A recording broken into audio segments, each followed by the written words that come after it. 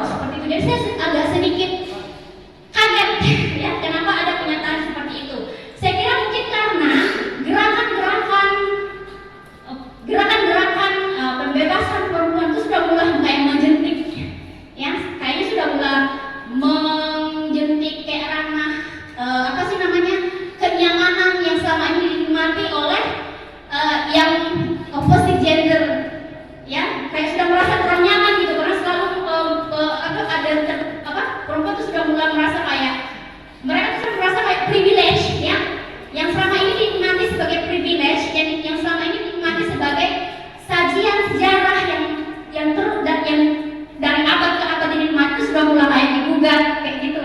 Kan kita kalau merasa kayak nyaman tiba-tiba digugat kenyamanan itu pasti merasa cemas, merasa takut kehilangan privilege, atau kayak apa sih namanya, kalau bahasa Indonesia itu apa ya, kayak kesenangan, ya, yang didapatkan selama ini, kenyamanan yang didapatkan selama itu kayak akan diambil seperti itu. Jadi saya itu bacanya kenapa sampai keluar argumen kayak seperti itu atau pernyataan seperti itu disebab kalau menurut saya sih sebenarnya mungkin ada merasa kecemasan atau ketakutan privilege itu akan terganggu kayak seperti itu.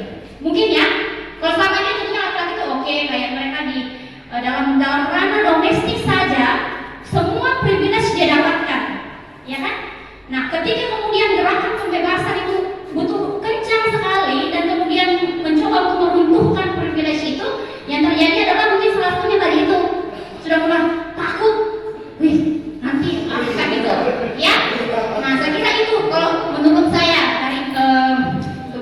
dari maksudnya dari penyataannya seperti itu. Oke, sekarang kalau saya sih sebenarnya balik dulu. Saya kira kayaknya harus ke dasar dulu deh. Nanti akan saya masuk ke sini. Yang penting kalau menurutku sih dasarnya itu yang harus jelas dulu, baru kemudian nanti akan masuk di sini, ya. Nah, sekarang sebenarnya materi ini itu seharusnya kalau menurut saya itu sudah dijelaskan, sudah tuntas pada saat LK1 di materi keperempuanan atau materi kohati. Kadang-kadang ada yang khusus materi kohati, ada yang khusus materi keperempuanan, atau ada juga cabang-cabang yang gabung kohati dan keperempuanan. Jadi kalau menurutku sebenarnya konsep itu sudah harus clear dan jelas di situ. Jadi kalau dalam konteks materi begini LK2 itu kita tidak harus lagi menjelaskan itu ini karena struktur pemikiran atau pemahaman dasarnya itu sudah ada kayak seperti itu. Oh ya, Kamu punya alasan? Silakan. Lantaran saya menolakkan argumentasi seperti itu karena saya menilai bahwa karena penyebab banyaknya kejadian perempuan ini menyebabkan banyaknya perempuan semakin lemah karena ingin dipandang dan ingin diperhatikan, sehingga diperhatikannya itu menganggap dirinya itu saya lebih penting loh. Ya. Itu lantaran saya sehingga menolakkan statement seperti itu. Oke. Saya kira mungkin karena tidak berada pada konteks yang sama, ya. Kenapa contohnya terlalu banyak atau gerakan-gerakan pembebasan perempuan atau gerakan-gerakan yang hari ini kita kenali sebagai gerakan feminisme, gerakan perempuan yang menuntut haknya dan segala macam itu kenapa ada gitu loh? Kenapa? Karena kalau kita baca sejarah, memang perempuan itu tidak diuntungkan oleh sejarah. Ya, dan itu kemudian merembes menjadi dogma seperti tadi yang sudah dijelaskan oleh instruktur saya dengar tadi di belakang, menjadi kepercayaan, menjadi tradisi, sesuatu yang dianggap tidak bisa diubah, sesuatu yang dianggap memiliki konsekuensi yang buruk jika perempuan melanggar hal tersebut, atau dampaknya itu akan jauh lebih besar lagi dalam ranah yang paling luas, termasuk dalam konteks sosial, ekonomi, politik. Dalam ranah masyarakat saja, perempuan itu adalah tempat di mana semua kesalahan berada pada dirinya. Dia dibebankan dengan marwah keluarga. Dia dibebankan dengan nama baik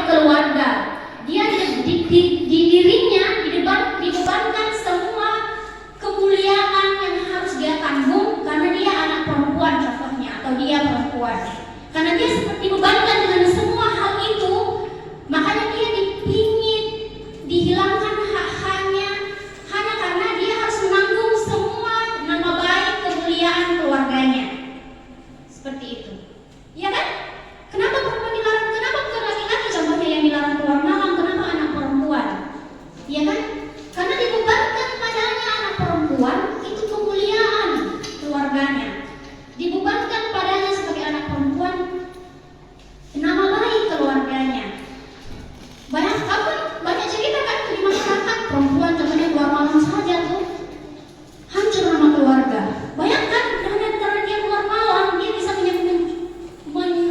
mencoreti nama baik keluarganya, bisa menyebabkan ayah dan ibunya sakit jantung hanya karena orang cerita hanya keluar malam.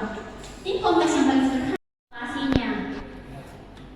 Konotasinya itu kan bisa dia berkonotasi negatif, dia bisa berkonotasi positif, ya. Jadi satu itu membungkus, satu itu menutupi. Kenapa kemudian katanya kayak perempuan itu tidak dalam konteks hijab atau pakaian yang contohnya gamis itu dia tidak bilang dia membungkus, tapi dikatakan sebagai menutupi, ya seperti itu. Kenapa dikatakan kenapa menutupi? Kalau saya karena menutupi itu adalah konotasinya itu positif. Saya kira ada kajiannya ya, maksudnya kajian kenapa sih nanti pertanyaannya lagi dari mana itu argumentasinya atau dasarnya sampai dikatakan bahwa menutupi ini itu memiliki konotasi yang positif seperti itu, ya. Cuman ini secara umum saya katakan bahwa kata itu kenapa dipakai sesuai dan tidak sesuai untuk konteks, sesuatu konteks dan konteks yang lain tidak sesuai lagi seperti itu karena konotasi yang dibawanya. Contoh kayak putih dan hitam kan ada konotasi itu kata, kecenderungan konotasi yang dibawa oleh kata ini itu adalah kalau putih itu konotasinya suci, bersih, dimuliakan. Sementara kalau hitam konotasinya itu adalah sebaliknya daripada yang tadi yang putih itu. Makanya hal-hal yang berkaitan dengan kemuliaan, kebaikan itu selalu diasosiasikan dengan warna putih. Sementara hal-hal yang dikatakan tidak baik, buruk dan yang tidak bagus itu selalu dikonotasikan dengan yang negatif. Kenapa kita tidak bilang baik itu sebagai yang dikonotasikan dengan hitam? Ya kan? Karena konotasi yang dibawa oleh warna itu yang kemudian itu sesuai untuk konteks yang satu tapi tidak sesuai dengan konteks yang lain. Seperti itu. Jadi kenapa kemudian hijab itu dikatakan menutupi, kenapa tidak membungkus? Seperti itu, ya.